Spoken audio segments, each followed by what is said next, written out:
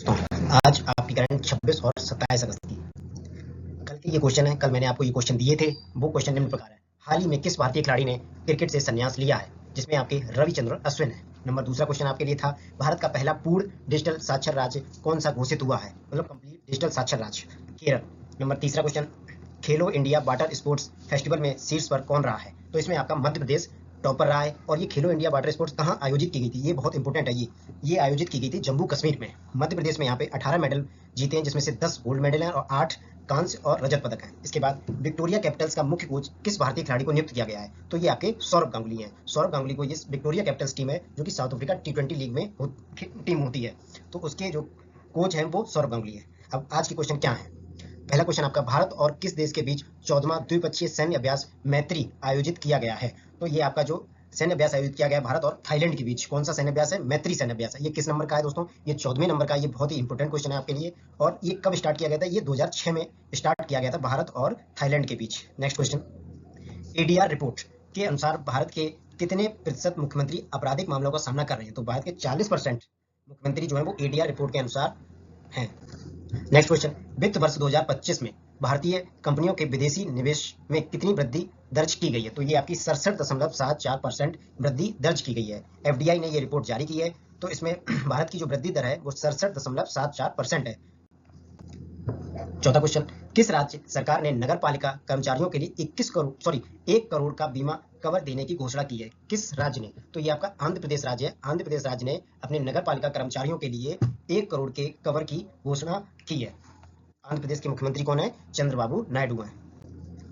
DRDO ने UAV launched precision guided missile ULPGM-V3 जिसको बोलते हैं, ये आपके लिए इंपॉर्टेंट क्वेश्चन है आपके पेपर की दृष्टि से।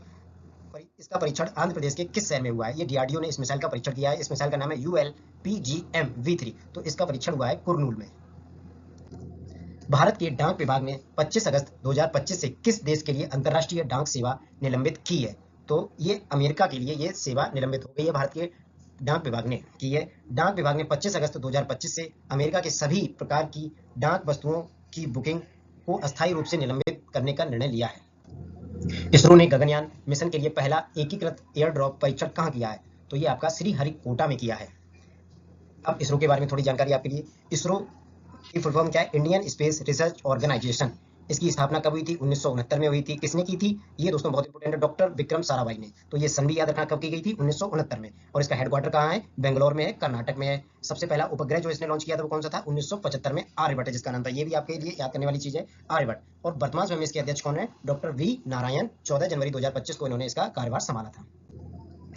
अगला क्वेश्चन: आरबीआई ने एसएमबीसी को किस बैंक में 24.99 लगभग 25% की हिस्सेदारी की अनुमति दी है? तो आरबीआई ने किस बैंक को दी है? तो ये इस बैंक में हिस्सेदारी के लिए एसएमबीसी का यहाँ पर कोलैबोरेशन हुआ है। अगला क्वेश्चन: प्रधानमंत्री मोदी के उप राष्ट्रीय सुरक्षा सलाहकार जिसको बोलते हैं डिप्टी एनएसए के रूप में किसे नियुक्त किया गया है? तो ये आपके अनीश दयाल सिंह है। और आपको पता होगा कि आपके जो मुख्य सलाहकार वो कौन है? वो है अजीत डोभाल। तो ये अनीश दयाल जो है वो उप सलाहकार हैं और ये अनीश दयाल सिंह जो है वो अजीत डोभाल जी को रिपोर्ट करेंगे। सीआरपीएफ और आईटीबीपी के पूर्व महानिदेशक अनीश दयाल सिंह को नया उप राष्ट्रीय सुरक्षा सलाहकार नियुक्त किया गया है। सीआईएसएफ की पहली सर्व महिला कमांडो इकाई का प्रशिक्षण कहाँ आयोजित हो रहा है? तो ये मध्य प्रदेश में आयोजित हो रहा है। ये सीआईएसएफ की पहली सर्व महिला कमांडो की टीम बनेगी। कहाँ पर बनेगी? मध्य प्रदेश में होगी। ओपन एआई ने 2025 के अंत तक भारत के किस शहर में अपना पहला कार्यालय खोलने की घोषणा की है? तो ये आपका नई दिल्ली में है। मीराबाई चानू, सभी जानते हैं मीराबाई चानू ने राष्ट्रमंडल भारोत्तोलन चैंपियनशिप में कौन सा पदक जीता है? तो उन्होंने स्वर्ण पदक जीता है। मीराबाई चानू की थोड़ी ये डिटेल है क्योंकि मीराबाई चानू से क्वेश्चन पूछा जा सकता है। तो मीराबाई चानू कहाँ की रहने वाली है? मणिपुर की है। और इनका गेम क्या है? वेट लिफ्टिंग, मतलब वजन उठाना। वो भी कौन सी कैटेगरी है? 49 किलोग्राम कैटेगरी है। इनकी मुख्य उपलब्धियां क्या है? टोक्यो ओलंपिक 2020 जापान में जो हुआ था, ध्यान रखना ये जापान में ओलंपिक हुआ था, यहाँ इन्होंने रजत पदक मतलब चांदी जीती थी। और उसके बाद कॉमनवेल्थ गेम्स में इन्होंने रजत पदक जीता है 2014 में, 2018 में स्वर्ण पदक जीता है और 2022 में जो बर्मिंघम में कॉमनवेल्थ गेम हुए थे उनमें भी इन्होंने गोल्ड मेडल जीता है। वर्ल्ड चैंपियनशिप में भी उन्होंने गोल्ड मेडल जीता है। और इसके बाद इनको पुरस्कार कौन कौन से मिले हैं? पद्मश्री पुरस्कार इनको 2018 में मिला था। और उसके बाद राजीव गांधी खेल रत्न पुरस्कार जिसको आप मेजर ध्यानचंद खेल रत्न पुरस्कार के नाम से जाना जाता है, ये इनको 2018 में मिला था क्योंकि कॉमनवेल्थ गेम में 2018 में इन्होंने स्वर्ण पदक जीता था, इसलिए इनको ये मिला था। और एक बात और, राजीव गांधी खेल रत्न पुरस्कार कब स्टार्ट हुआ था? 1991 में स्टार्ट हुआ था। सर्वरी सेंडे ने वर्ल्ड यूथ आर्चरी 2025 में कौन सा पदक जीता? तो इन्होंने सर्वरी सेंडे ने स्वर्ण पदक जीता? सर्वरी सोमनाथ सेंडे ने 2025 विश्व युवा तीरंदाजी चैंपियनशिप में अंडर 18 में स्वर्ण पदक जीता है। टॉप ब्रांड 2025 सूची में शीर्ष स्थान पर किस कंपनी ने प्राप्त किया? तो ये टॉप ब्रांड की जो कंपनी है वो माइक्रोसॉफ्ट रही है। अब इसमें टॉप टॉप 3 में कौन कौन सी कंपनी है? तो सबसे पहले माइक्रोसॉफ्ट है, फिर उसके बाद एनवीडिया है और एप्पल है। हेनली पासपोर्ट इंडेक्स 2025 में शीर्ष स्थान किस देश को मिला है? तो हेनली पासपोर्ट इंडेक्स जारी की गई 2025 में, तो इसमें सबसे पहले नंबर पे जो है वो सिंगापुर है। सिंगापुर, अब थोड़ा इसका ब्रीफ देखते हैं। हेनली पासपोर्ट इंडेक्स 2025 में सिंगापुर ने शीर्ष स्थान हासिल किया है, जिसके नागरिक 195 देशों में बिना किसी पूर्व वीजा की यात्रा कर सकते हैं। अब भारत का स्थान यहाँ इसमें कहाँ पर है हेनली पासपोर्ट इंडेक्स में? तो भारत इस इंडेक्स में 2024 में जो था वो 85वें स्थान पर था, लेकिन 2025 में भारत की स्थिति बदल गई है। ये कहाँ पे 77वें स्थान पर आ गया है। भारत पासपोर्ट धारक अब 59 देशों में वीजा मुक्त यात्रा कर सकते हैं। भारत का पहला पूर्णतः डिजिटल साक्षर राज्य कौन सा घोषित हुआ है? तो ये आपका केरल घोषित हुआ है। ये मैंने आपको कल क्वेश्चन भी दिया था। तो भारत विश्व का सबसे बड़ा कोयला उपभोक्ता बन गया है, मतलब कौन से नंबर का? तो ये भारत दूसरे नंबर का सबसे ज्यादा कोयला उपभोक्ता वाला देश बन गया है। वहीं पे पहले नंबर पे कौन है? चीन है। सबसे पहले नंबर पे कोयला का उपभोक्ता देश कौन है? चीन है। और भारत का इसमें नंबर है दूसरा। तो ये आपको याद रखना, ये आपके लिए इंपोर्टेंट क्वेश्चन है। अगला, यूपीआई उपयोग में कौन सा राज्य शीर्ष पर रहा है? तो आपके भारत में जो महाराष्ट्र राज्य है उसने यूपीआई का बहुत ज्यादा उपयोग किया है, तो महाराष्ट्र का इसमें सर्वोच्च स्थान है। अगला क्वेश्चन, एक नासा के जेम्स वेब स्पेस टेलीस्कोप ने किस ग्रह का 29वां उपग्रह खोजा है? तो ये वरुण ग्रह का 29वां उपग्रह ये नासा ने खोजा है। लेकिन एनसीईआरटी में जो डाटा दे रखा है उसमें मंगल ग्रह के 2 उपग्रह हैं, बृहस्पति के 63 उपग्रह हैं, अरुण के 27 उपग्रह हैं, वहीं पे वरुण के 13 उपग्रह हैं। तो ये हो सकता है कि और छोटे, मतलब उपग्रह से भी ज्यादा छोटे हों। तो इस तरीके से इन्होंने, ये इनका 29वां उपग्रह है। ऑनलाइन गेम्स एक्ट 2025 के अंतर्गत अधिकतम जुर्माना कितना है? तो मतलब भारत में जो गेम थे वो बहुत ज़्यादा प्रचलित थे, उस पर सरकार ने एक कानून बनाया और सारे गेम बंद हो गए। अगर कोई गेम खेलता हुआ पकड़ा जाता है तो उस पर 1 करोड़ रुपए का जुर्माना लगाया है।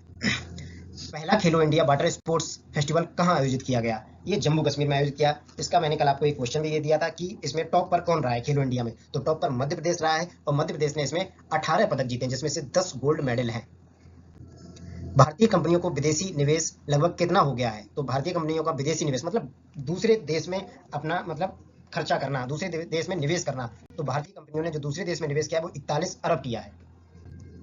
भारत ने वर्ष 2047 तक कितने बंदरगाह क्लस्टरों को मेगा पोर्ट बनाने की योजना बनाई है? ये दूर मतलब समय का ये टारगेट है 2047 तक का। तो इसमें 6 बंदरगाह हैं, जिसमें से आपके 4 बंदरगाह जो हैं वो ये निम्न प्रकार हैं। कोचिन भिंजिगम है, वहीं पे गैलाथिया साउथ बे है, चेन्नई कामराजर, कुडालोर और पारादीप, तथा और छोटे छोटे बंदरगाह भी हैं। तो इस तरीके से 6 बंदरगाहों को मतलब बड़ा बंदरगाह बनाएंगे।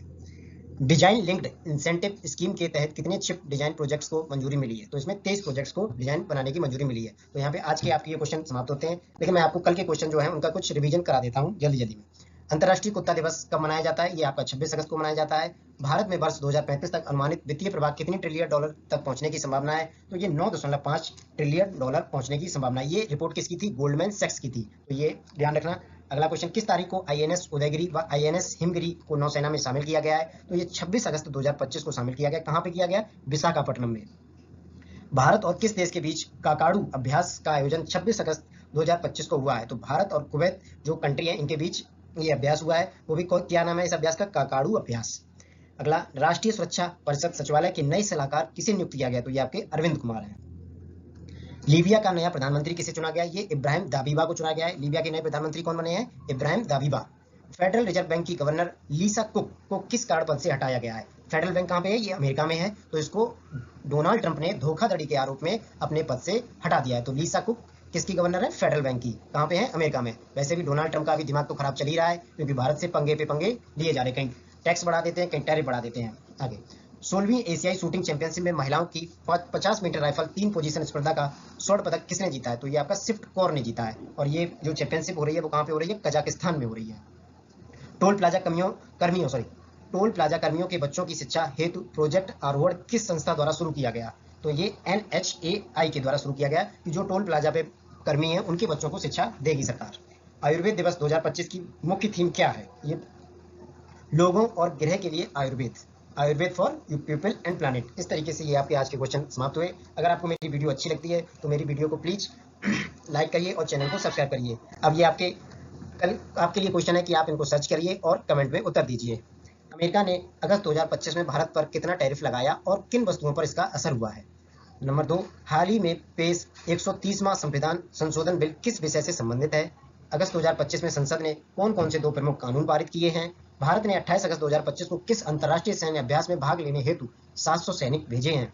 और लास्ट क्वेश्चन आपका जो आपको फाइंड आउट करना है, 23 अगस्त 2025 को भारत ने कौन सा विशेष दिवस मनाया और किसकी उपलब्धियों के सम्मान में मनाया है? थैंक यू फ्रेंड्स, जय हिंद।